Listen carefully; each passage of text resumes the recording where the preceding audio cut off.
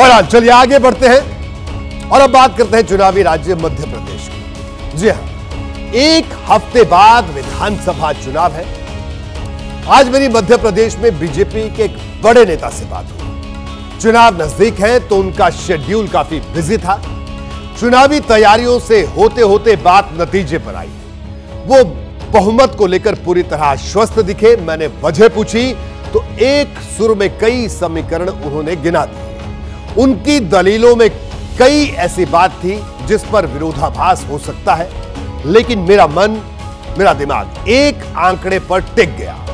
यह आंकड़ा था 17 नवंबर को वोट डालने वाले नए मतदाताओं यानी युवा वोटर। जी हां, मध्य प्रदेश में इस बार 5 करोड़ 60 लाख वोटर है, जिसमें 22,36,000 वोटर पहली बार मतदान करेंगे।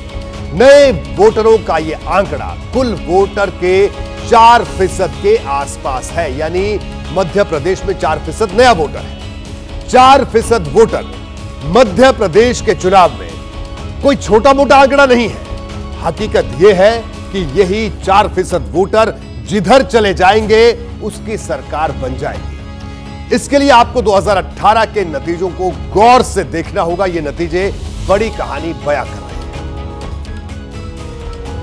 2018 में बीजेपी और कांग्रेस के बीच आधे प्रतिशत से भी कम का फासला था। बीजेपी को 41.02% वोट मिले थे तो कांग्रेस को 40.89% वोट मिले थे, यानी दोनों के बीच अंतर सिर्फ 0.13% का था।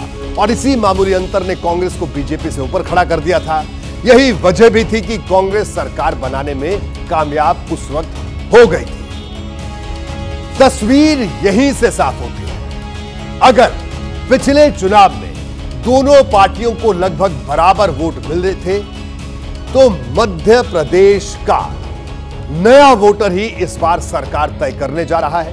2018 के बाद का 1.5 साल निकाल दें तो ये ऐसा वोटर है जिसने केंद्र और प्रदेश दोनों ही जगह सिर्फ बीजेपी की सरकार देखी है।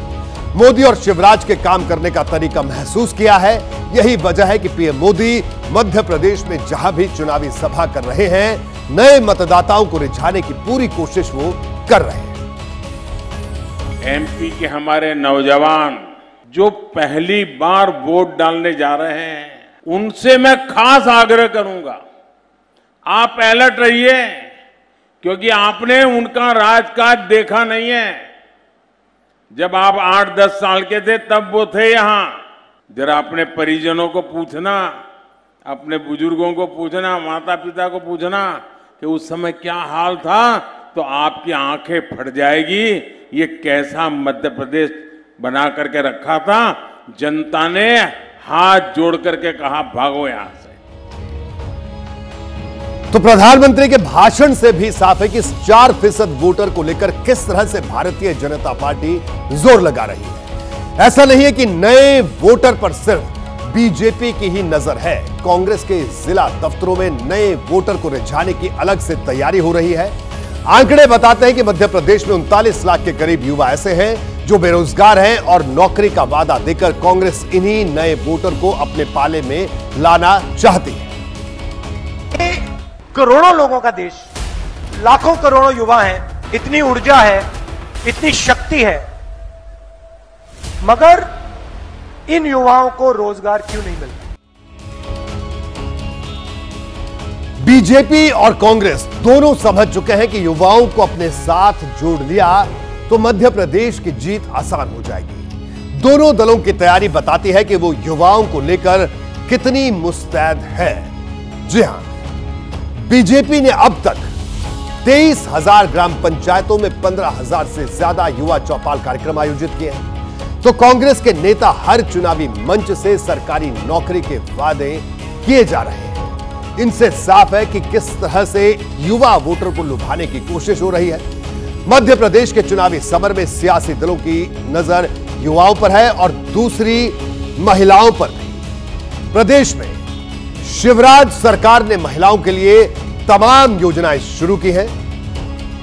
इसमें मुख्यमंत्री लाडली लक्ष्मी योजना है, मुख्यमंत्री लाडली बहन आवास योजना, नारी सम्मान कोष की स्थापना है।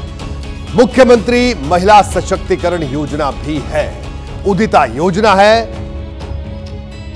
ललिता योजना है, किशोरी बालिका योजना है। ये एक एक कर मैं आपको उन तमाम योजनाओं का जिक्र कर रहा हूं, इन योजनाओं के बारे में बता रहा हूं जो मध्य प्रदेश में भारतीय जनता पार्टी की शिवराज सरकार ने एक एक कर लागू की हैं और इन योजनाओं का जिक्र तमाम लोग अपने चुनावी भाषणों में कर रहे हैं। इसके अलावा भर्ती के पदों पर 35% आरक्षण का दांव भी शिवराज सरकार ने चला है। जैसे ही घड़ी का काटा दोपहर 2:30 पे आए, बबीता जी का दिल सास बहू साजिश के लिए मचल जाए। और ये है इनकी बहू, पूरे दिन ऑफिस की टेंशन हो जाए गॉन जब ये करें अपना फेवरेट शो फ्री टाइम पे ऑन।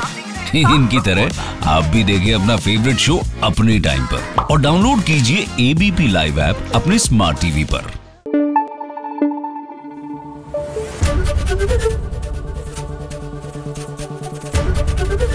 एबीपी न्यूज आपको रखे आगे।